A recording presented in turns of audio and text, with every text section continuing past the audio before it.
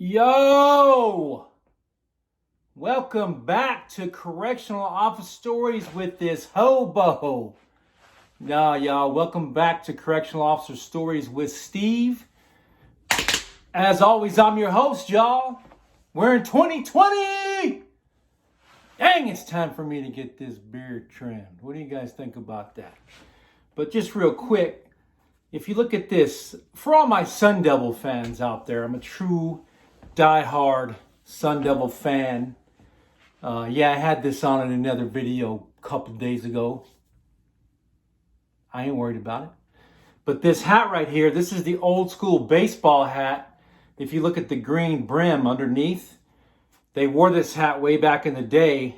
And this was the actual hat that they wore. I got it off eBay. Supposedly it was from a player. I had it for a long time. I'm a hat guy, so I've got a shitload of hats, but I actually used to collect a lot of cologne along with hats, but now I kind of just have a bunch of hats. So yeah, just a little bit of insight for you all, you Sun Devil fans. If you're thinking, hey man, that looks like one of the old caps. Boom, you got it. Let's go ahead and throw this little hood back on. Anyway, how's everybody doing out there in Goonland? Back again for another video. If you're new to my channel, go ahead and subscribe. Hit that like button, share it, comment if you don't like it, and let me know why. Don't just comment and say, hey, I don't like your shit or whatever. And for all you trolls out there, listen. There ain't nothing you can tell me that I ain't already heard. I done been around this hood for 42 years, going on 43 in March. So if you don't like my channel, don't watch it. It's simple as that. Trolling on me don't mean shit to me. It don't make a difference to me. Not at all. I done heard it all in the prison system. I done heard it before that. It don't matter to me. I look for positive reinforcement, positivity feedback. I don't even respond to you if you're trolling on me. It is what it is. If you're that negative kind of person, it is what it is. I've got a lot of good constructive criticism back on some of my videos, and hey, that's positive to me because I can turn the constructive part of it and the criticism part of it back into a positive, and it's really helped me out in some of my videos, so I appreciate that. And those of you that have given me that constructive criticism, you know who you are, so thank you. But to the trolls that are, and I don't have very many, not that many at all. But to you, those of you that say you ain't getting to 1K and you struggling and whatever, listen, I'll get there. It obviously ain't going to be overnight, but I'll get there. And then I'll surpass 1K. And then I'm going to start taking you on the journey of life. You know what I'm saying? Right now, we're just kind of chilling in this spot. I just kind of put out videos, but I'd like to eventually get out there and take you on the land of Oz. And what do I do? I don't know if I can take you into my job, but I'm going to start taking you with me. Anyway, moving on from that,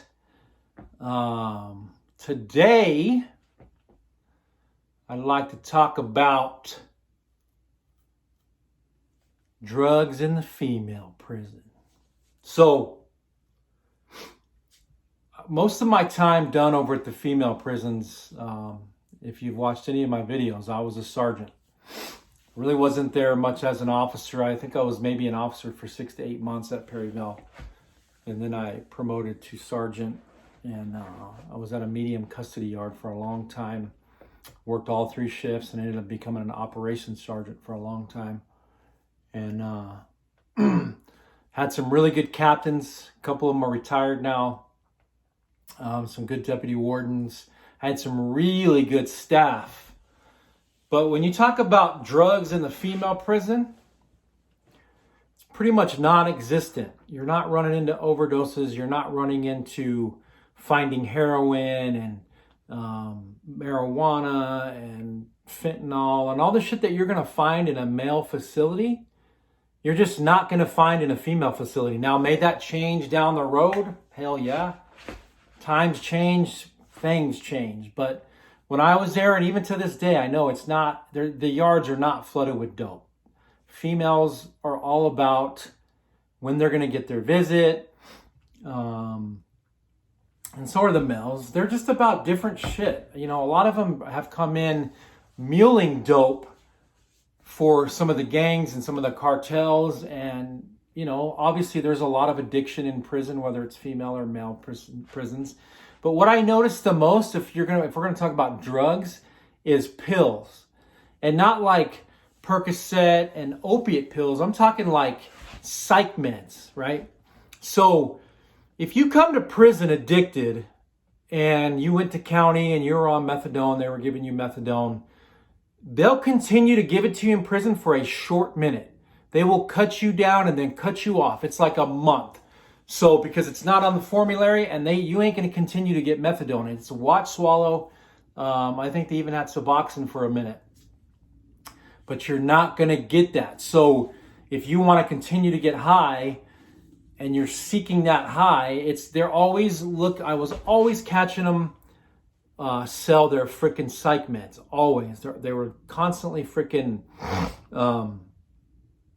not swallowing them. So they'd act like they put it in their mouth. It's a little cup, and somehow they grab it and then it go down. I don't know. They have all kinds of tricks.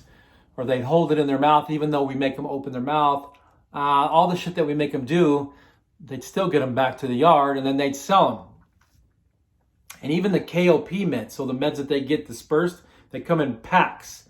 And I'd go in there and do a med check and be like, how the hell, you just got these, and you got like 5 left, and this is a 30 pack. The hell you doing with these? So a lot of the meds have gone to watch swallow, and they're not getting to have meds in their cell anymore. So you're not going to see the drug abuse in the prison system in a female yard. You're just not. Because the bottom line is, and this might sound super freaking biased and, I don't know, kind of just male freaking chauvinist, but females are more apt to do shit for males than males to do for females. So you can get a female to do a lot more shit than you can get a male to. So males coming to visit females in the prison facilities, they're not bringing in all the dope and saying, here's what you asked for, and trying to sneak it into the prison facility. It's just not happening. And I'm in no way, shape, or form a male chauvinist. I treat women good. That's just how it is. It's plain and simple. That's just me being real. You can get a female to bring in dope all day long at the male facilities. You ask a male to bring in dope, 9 times out of 10, they're not going to do it. But you never know, right? So not really once did I catch a bunch of dope on the female yard. You're just not going to have it. It's different. Females are into different shit. There's a lot of suicidal females, a lot of cutters. I think, believe it or not, more females hang themselves than males because they just go through a whole different hormone cycle. And I've dealt with some crazy females that just came at me like crazy, and they weren't stopping. And if you watch one of my videos, I had a female that was completely whacked out of her face. She came to lockdown. She was all pilled out on psych meds. She was already crazy. She was banging on the door. So I'm brand new from a male facility. I'm used to them banging on the door. It's go time, right? So I'm kicking that back. Boom, boom, boom. And she's going crazy, calling me everything in the book. I'm going to kill you. I'm going to eat you. This and that. And, I ended up not going crazy on her because one of my co-officers stopped me because I was about to freaking light it up. But she was heavily crazy on psych meds, and she was already a psych freaking person. She was already psychotic, and she had taken like 15 freaking, can't even remember what they're called now. But so psych meds are what's popular on the female yards.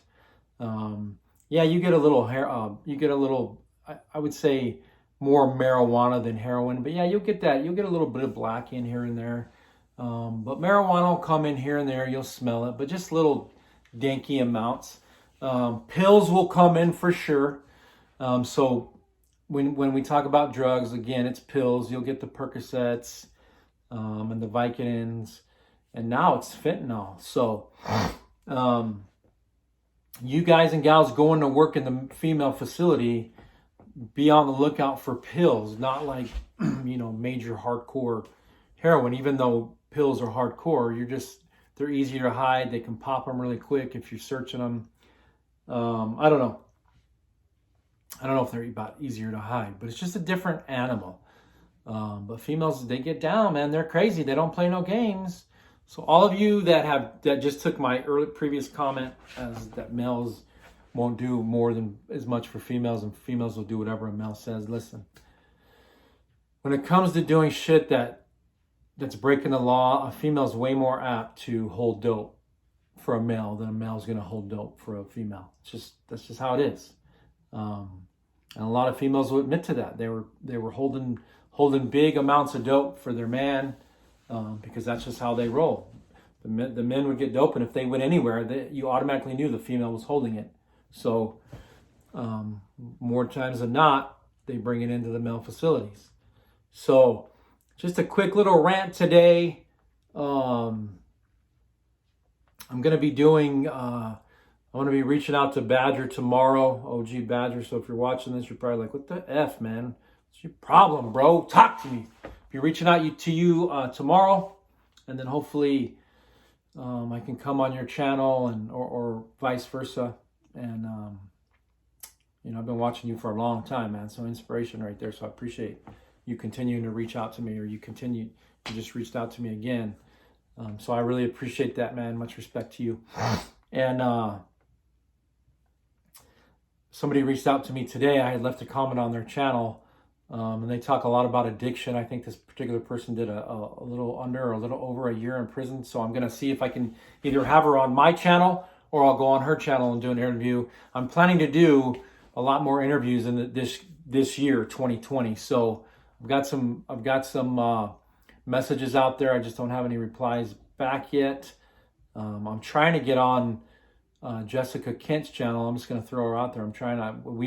I've had some conversation with her, and she said she was busy during the holidays and blah, blah, blah. So I've got some messages out to her. I just haven't heard back yet. So for some reason you're watching this, get at me.